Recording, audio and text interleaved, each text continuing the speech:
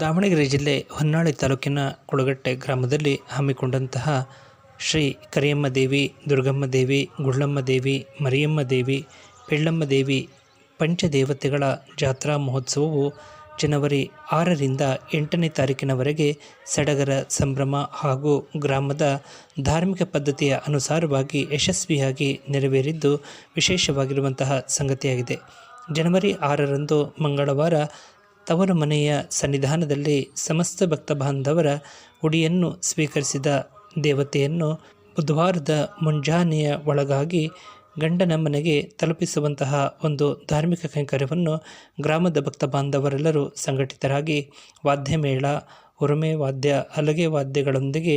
ದೇವಿಯನ್ನು ಉಧೋ ಉಧೋ ಎಂಬ ಉದ್ಘೋಷದೊಂದಿಗೆ ಹುರಳೇಹಳ್ಳಿ ಗ್ರಾಮದಿಂದ ಆಗಮಿಸಿದಂತಹ ಶ್ರೀ ದೊಣ್ಣೆ ಕೆಂಚಮ್ಮ ದೇವಿ, ಶ್ರೀರಾಮದೇವರು ಹಾಗೂ ಶ್ರೀ ಕರಿಯಮ್ಮ ದೇವಿಯ ಉತ್ಸವ ಮೂರ್ತಿಯನ್ನು ಅಲಂಕೃತ ಮರಗುದುರೆಯ ಮೇಲೆ ಹೊತ್ತು ಸಡಗರ ಸಂಭ್ರಮದಿಂದ ಉಧೋ ಉಧೋ ಎಂಬ ಉದ್ಘೋಷದ ಸಂಭ್ರಮದೊಂದಿಗೆ ಭವ್ಯವಾದ ಮಂಟಪದ ಸನ್ನಿಧಾನಕ್ಕೆ ತೆರಳುವ ಮೂಲಕ ದೊಣ್ಣೆ ಕೆಂಚಮ್ಮ ದೇವಿಯನ್ನು ಗುಳ್ಳಮ್ಮ ಹಾಗೂ ದುರ್ಗಮ್ಮ ದೇವಿ, ಮರಿಯಮ್ಮ ದೇವಿಯ ದೇವಸ್ಥಾನದ ಪಕ್ಕದ ಮಂಟಪದಲ್ಲಿ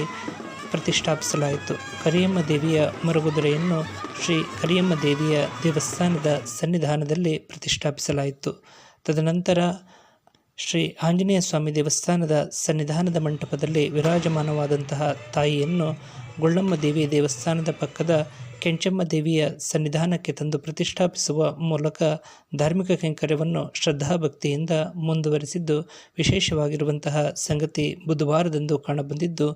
ಜಾತ್ರಾ ಮಹೋತ್ಸವದ ವಿಶೇಷತೆಗಳಲ್ಲಿ ಒಂದಾಗಿರುವಂತಹ ಸಂಗತಿಯಾಗಿದೆ. ನಮ್ಮ ಜ್ಞಾನವಾಣಿ ಕುಳಗಟ್ಟೆ ಯೂಟ್ಯೂಬ್ ಚಾನಲ್ನ ಮೂಲಕ ಈ ಸಂದೇಶ ಪ್ರಸಾರ ಮಾಡಲಾಗಿದ್ದು, ತಮಗೆಲ್ಲರಿಗೂ ಇಷ್ಟವಾಗಿದ್ದಲ್ಲಿ ತಾವೆಲ್ಲರೂ ಸಬ್ಸ್ಕ್ರೈಬರ್ ಆಗುವ ಮೂಲಕ ಲೈಕ್ ನೀಡಿ ಪ್ರೋತ್ಸಾಹಿಸಿ.